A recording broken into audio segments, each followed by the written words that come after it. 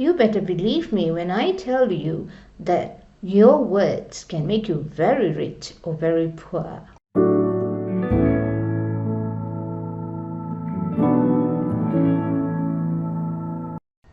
Words have immense power. This idea is simple, but it's not easy to implement at every moment in our lives. Today, I'm going to share with you how you can use words, not only words that you speak either in a dialogue with others or in a monologue with yourself, but also words that never get uttered but are actually floating in your mind, unspoken, but not only representing your feelings and thoughts, but also shaping your feelings and thoughts. All right? So, words are everything because words are what feed into our perception, and perceptions are our filters through which we form our ideas and thoughts and feelings as we experience the world around us, either through our interactions with others or also the day-to-day experiences of going about everyday routine things. Right? So words are representative, words are what we use, the building blocks that we use to make up our perception, which is actually a filter through which we experience the world. So we impact upon others through words, and we also get impacted by others around us through the words that we hear them speak about everything. In last week's video, I had shared with you about how words that we hold dear, words that become a part of our value system directly concerning money, can affect our money status, whether we are poor or we are abundant as far as money is concerned. However, beyond that, it is not only words about money that enriches us or empowers us, but it is also words spoken about anything and everything. Think of it this way. If you could invent a device, let's say, that constantly monitors every word that is running through your mind, whether in the form of your behavior. Behavior includes words that you speak, but also your other unspoken, non-verbal nuances and your feelings and your thoughts. Let's say there's a device that could continuously make a record and monitor the words that you speak about everything and anything, not just about money. Now, if this device could then, at the end of the day, put the words that you have spoken into a ledger-like document, negative words on one side and positive words on one side. So words are spoken sometimes thoughtlessly, sometimes well thought out. Words are spoken without any emotions, but sometimes with emotions. Sometimes we pretend, well, we just say something, but we don't really have strong emotions about the word that we speak. Sometimes we even say terrible things, but in jest, right? So all of these words, as long as they're negative, as long as in a normal sense, it is categorized as a negative word, like you are broke or I am broke. This is already the end of the month. Broke, the word broke that denotes money. Or even it is another negative word, like lazy. Lazy is a negative word. It has nothing to do with money, but it is a negative word. Oh, I'm so lazy. You're just being humble, pretentiously so. And you say, I'm quite lazy. This is a negative word. So if we had a device and a tool that actually keeps account of all these words and assigns positive or negative values to these words, when the words are just spoken with very little emotion or no emotion at all, let's say it is given either positive or negative 1 as a value. Positive if it is, I'm diligent, I have been such a hard-working person this week. Those kind of words. But let's say you say it with emotions, like you say that I have been so diligent that I cleaned up my entire garden this week. That's spoken with emotion. And let's say there's also thought to it, in the sense that it is a value statement, meaning you are beginning to embody that word and looking at that word as a descriptor of your values. So you would probably say, I am a person who is very diligent because every week I make sure I keep my surroundings spick and span. I'm very punctual. Yeah, that kind of word. So if the word is just said without much emotion, positive, so positive 1, with a lot of emotion, positive 10, with a value proposition embedded into the word, meaning it is a part of your value system, yeah, it's spoken with that kind of meaning, okay, then you assign it a positive 100. Let's say this device could keep an account of all these words. On the contrary, let's say you say, I'm lazy. I've been lazy this week. I'm so angry with myself. That's a negative 10.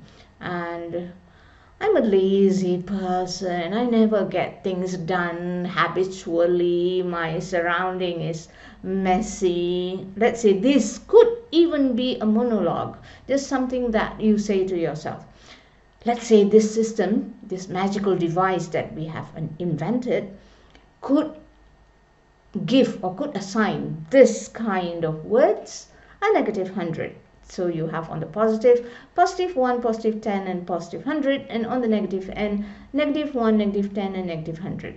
Yeah? And all of these is tabulated after a month. Be honest. Do you think your balance would be a hugely positive balance or a hugely negative balance?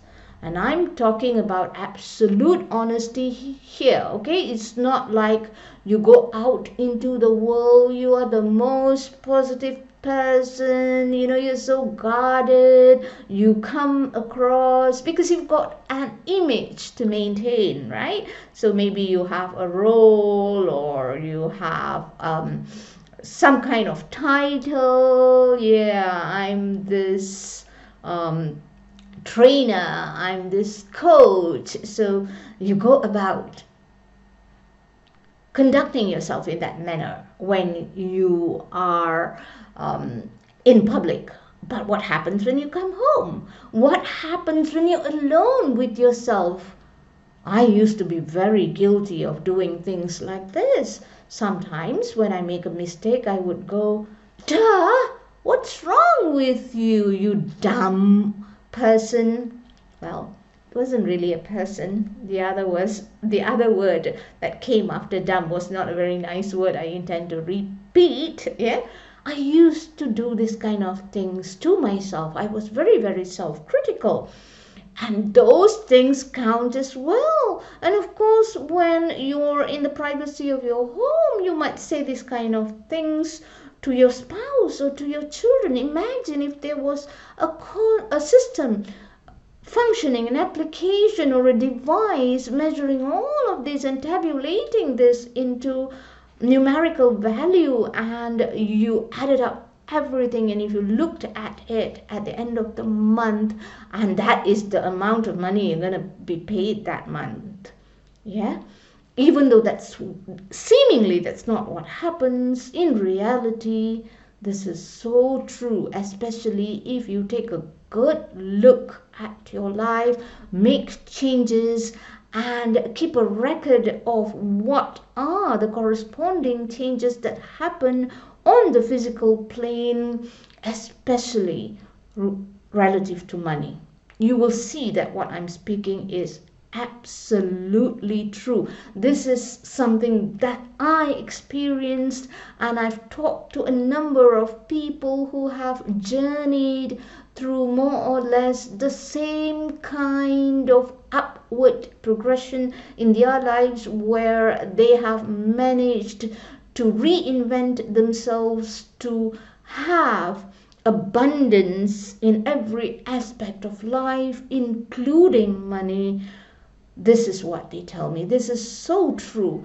And therefore, it is not just focusing on money that makes you abundant, rich, wealthy, but it is a focus on all the 8 pillars simultaneously, and the tool that you have at your disposal are the words that you speak. Yes, words can make you poor, or words can make you very, very rich.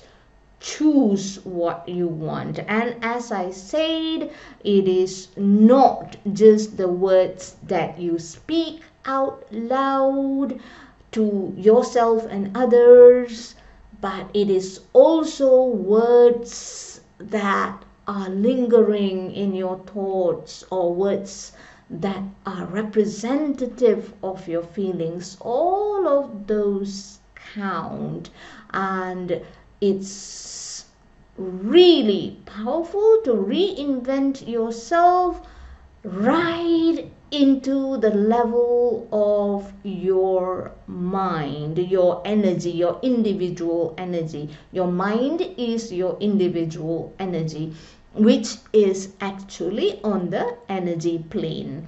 When I talked about physical mastery, I explained to you about our existence on the physical plane and the energy plane, and physical mastery cannot be complete if we do not also do the necessary reinvention at the energy level. So when we are reinventing ourselves and we are beginning to change the way we choose words to speak, and also the way to choose words that we then use to represent our feelings or thoughts, especially our values that describe our character actually.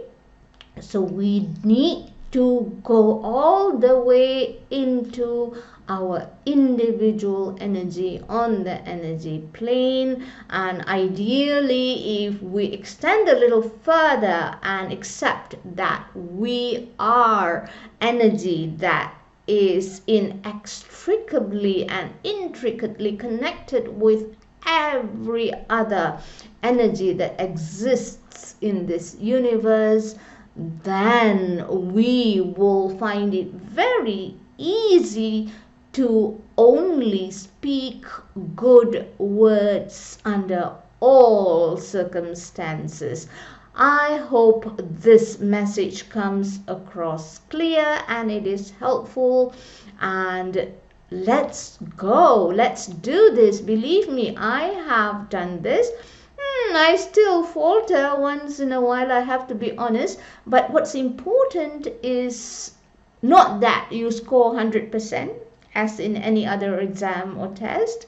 It's important that you keep working at improving the score in terms of the frequency with which you stay away from negative words, and consciously and actively choose to engage only in positive words. And at the start, it might not be that easy, but get a partner, ideally your spouse or a brother or a sister, a close family member, and catch each other. My husband and I keep doing this for one another. We say, oops, got you, stop, change. Sounds a little goofy at times, yeah, but that's all right. The gains are really very rewarding, not only in money matters, but also in all other aspects of life. So this is really an idea worth implementing immediately. If you like this video, click like, and if you have any comments, let me know. Try it and tell me what you think about it. And if you have already been doing this, also share your opinion, and let us together learn and grow. See you again in another video real soon. Bye bye. Have a great day.